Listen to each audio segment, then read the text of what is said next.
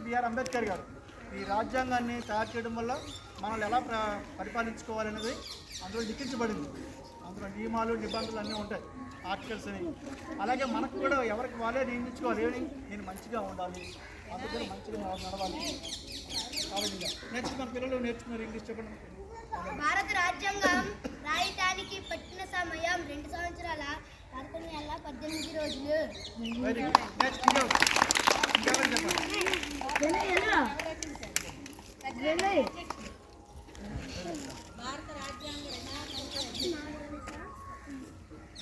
రాజ్యాంగం అంటే బిఆర్ అంబేద్కర్ చేతులు ఉంటుంది బుక్. భారత రాజ్యాంగం రాసిన కమిటీ అధ్యక్షులు డాక్టర్ బిఆర్ అంబేద్కర్ గారు.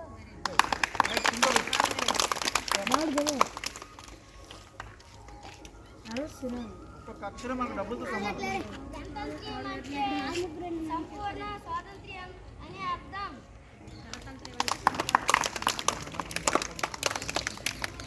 ఇంకా ఎవరైనా చెప్తారా? అవంతిగా ధైర్యం చెప్పండి, ధైర్యంగా మాట్లాడదు. ఇప్పుడే ఊళ్ళోనే మాట్లాడాలి, తర్వాత మన మండలంలో జిల్లాలో కూడా మనం పెట్టి స్పీచ్ ఇవ్వగలం. ఇప్పటి నుంచి భయం లేకుండా నేర్చుకోవాలి మంచి విషయాలు.